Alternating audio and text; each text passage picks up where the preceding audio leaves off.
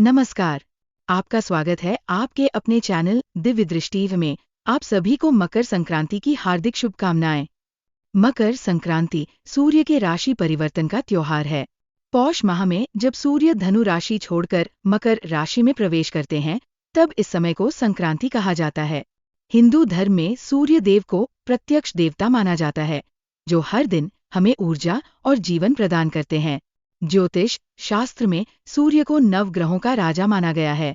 जब सूर्य अपनी चाल से राशि बदलते हैं, तो इस प्रक्रिया को संक्रांति कहा जाता है। साल भर में 12 संक्रांति होती हैं, लेकिन मकर संक्रांति का महत्व सबसे अधिक है। मकर संक्रांति से खरमास समाप्त होता है और शुभ कार्यों की शुरुआत होती है। ये वर्ष का पहला पर्व है, जिसे पूरे भारत में विभिन्न नामों और परंपराओं के साथ मनाया जाता है। उत्तर भारत में इसे मकर संक्रांति या खिचड़ी पर्व कहा जाता है, जबकि हरियाणा और पंजाब में इसे लोहड़ी के रूप में मनाते हैं। ज्योतिष के अनुसार ये पर्व सूर्य देव और शनि देव को समर्पित है। इस दिन शनिदेव की पूजा से कष्टों का निवारण होता है। गंगा स्नान, व्रत, दान और पूजा का विशेष महत्व है। मकर संक्रांति से शुभ कार्यों का आरंभ होता है और ये दिन देवताओं के दिन यानी उत्तरायण की शुरुआत का प्रतीक है। महाभारत में भी इस दिन का महत्व बताया गया है। कहा जाता है कि भीष्म पितामह ने मोक्ष प्राप्ति के लिए उत्तरायण के समय शरीर त्यागा था। ऐसा माना जाता है कि उत्तरायण में मृत्यु होने से आत्मा को मोक्ष मिलता है। इस बार मकर संक्रांति 14 जनवरी को मनाई जाएगी। पंचांग के अनुसार मकर संक्रांति इस बार 14 जनवरी 2025 को ही मनाई जाएगी। इस दिन सूर्य सुबह 8:41 बजे मकर राशि में प्रवेश करेंगे। हिंदू पंचांग के अनुसार मकर संक्रांति के पुण्यकाल का समय सुबह 9 बजे से लेकर शाम 7:56 बजे तक रहेगा, जबकि महापुण्यकाल का समय सुबह 9:38 बजे से लेकर 10:48 बजे तक रहेगा। इस दिन स्नान, दान, तप, श्राद्ध और अनुष्ठान का विशेष महत्व होता है। मान्यता है कि इस दिन किया गया दान 100 गुना होकर फलित होता है। खासकर तिल और कंबल का दान करने से सभी भोगों का आनंद लेते हुए मोक्ष की प्राप्ति होती है।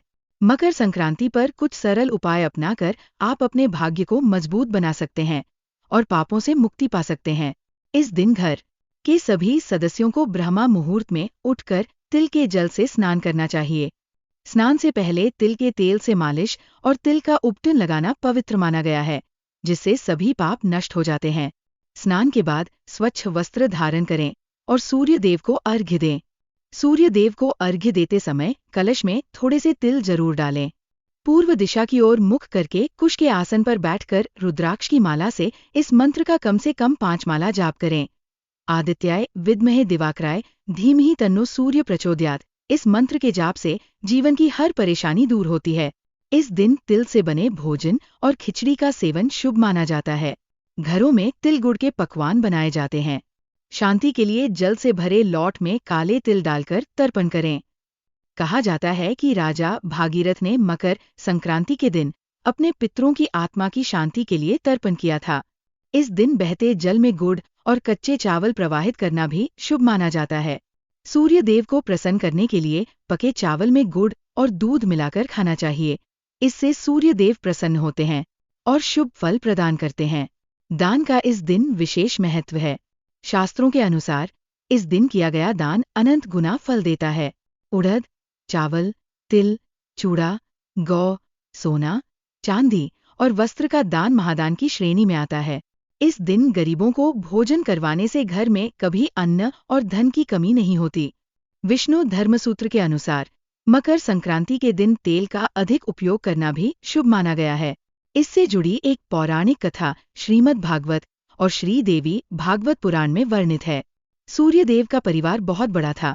उनकी 2 पत्नियां संज्ञा और छाया और 10 संतानें थीं, जिनमें यमराज और शनिदेव जैसे पुत्र और यमुना जैसी बेटियां शामिल थीं। मनुस्मृति के रचयिता वैवस्वत मनु भी सूर्यदेव के पुत्र माने गए हैं। कथा के अनुसार शनिदेव का अपने पिता सूर्यदेव से वैर था। इसका कारण ये था कि सूर्यदेव ने उनकी माता छाया को अपनी पहली पत्नी समझा और उनके पुत्र यमराज से भेदभाव करते देखा था। इससे क्रोधित होकर सूर्यदेव ने छाया और उनके पुत्र शनि को अलग कर दिया। ये देखकर छाया और शनिदेव ने सूर्यदेव को कुष्ठ रोग का श्राप दे दिया। पिता सूर्यदेव को इस रोग से पीड़ित देखकर यमराज ने कठोर तपस्या की। उनकी तपस्या से सूर्यदेव रोग मुक्त हो गए।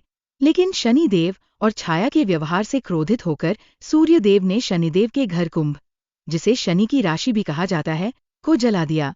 इस घटना के कारण शनिदेव और उनकी माता छाया को बहुत कष्ट सहना पड़ा। यमराज ने अपनी सौतेली माता और भाई शनिदेव को कष्ट में देखकर सूर्यदेव से उनके कल्याण की प्रार्थना की। सूर्यदेव जब शनिदेव के घर पहुंचे तो वहां सब कुछ जला हुआ पाया। उस समय शनिदेव के पास केवल तिल ही बचे थे। उन्होंने काले तिल से सूर्यदेव की पूजा की। पूजा से प्रसन्न होकर सूर्यदेव ने शनिदेव को आशीर्वाद दिया कि मकर राशि में जब जब उनका प्रवेश होगा तब शनिदेव के घर को अन्न और धन से भर देंगे। इसी कारण शनिदेव को तेल अत्यंत प्रिय है और मकर संक्रांति के दिन तिल से सूर्य और शनिदेव की पूजा की परंपरा शुरू हुई। माना जाता है कि मकर संक्रांति के दिन काले तिल से सूर्य की पूजा करने से सभी कष्ट दूर हो जाते हैं। साथ ही यह भी मान्यता है कि तेल से पूजा करने से व्यक्ति को स्वास्थ्य, सुख और शांति मिलती है तथा शनि के अशुभ प्रभाव भी दूर होते हैं। मकर संक्रांति के दिन कुछ विशेष बातों का ध्यान रखना चाहिए। व्रत करने वाले लोग नियमों का पालन करते ही हैं, लेकिन जो व्रत नहीं रखते उन्हें भी स्नान और पूजा से पहले भोजन नहीं करना चाहिए। सूर्य देव को अर्घ्य देने के बाद ही कुछ खाएं या पिए। इस दिन किसी गरीब या जरूरतमंद को खाली हाथ न भेजें। कंबल दान करना शुभ माना जाता है, जिससे राहु के अशुभ प्रभाव भी समाप्त होते हैं। इस दिन सात्विकता बनाए रखें, क्रोध न करें और घर में कलह या विवाद से बचें। किसी को अपशब्द न कहें, झूठ न बोलें और बड़ों का आदर करें। गरीब, कमजोर या गाय जैसे पशुओं का अपमान न करें।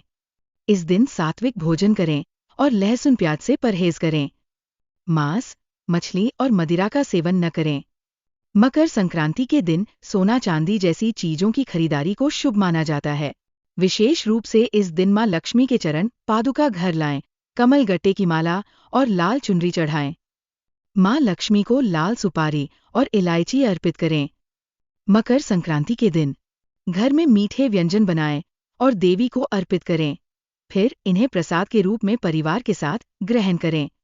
ऐसा करने से मां लक्ष्मी प्रसन्न होकर धन की वर्षा करती है। मकर संक्रांति पर तिल और गुड़ के लड्डू बनाना और देवी मां को अर्पित करना शुभ माना जाता है। इन्हें रिश्तेदारों में भी बांटे। इस दिन अभिजीत मुहूर्त दोपहर 12:09 बजे से 52 बजे तक रहेगा। इस समय में तिल गुड़ के लड्डू का प्रसाद ग्रहण करें और परिवार में बांटे। इससे मां लक्ष्मी की कृपा से धन की प्राप्ति होती है और आपकी तिजोरी धन से भरी रहती है। अगर नौकरी या व्यापार में रुकावटें आती हैं तो ये उपाय उन्हें दूर कर सकता है। दूसरा महत्वपूर्ण व्यंजन है खिचड़ी। मकर संक्रांति के दिन चावल और उड़द की दाल की खिचड़ी बनाना शुभ होता है। इसे भगवान सूर्य को भोग लगाए और जरूरतमंदों में बांटे। घर आए मेहमानों और परिवार के साथ खिचड़ी खाएं। ये बहुत ही पुण्यदायक और लाभकारी माना जाता है। मकर संक्रांति पर खिचड़ी खाने और दान करने से आपकी इच्छाएं पूरी होती है और माता लक्ष्मी प्रसन्न होती है। महालक्ष्मी को प्रसन्न करने के लिए इस दिन केला और अंगूर अर्पित करें। इसे प्रसाद के रूप में ग्रहण करें और मेहमानों को भी खिलाएं। अगर परिवार का कोई सदस्य लंबे समय से बीमार है तो मकर संक्रांति के दिन अभिजीत मुहूर्त में फलों का प्रसाद खिलाने से रोग में राहत मिल सकती है। पितरों की शांति के लिए इस दिन उनके नाम से पूजा स्थल पर केला अर्पित करें।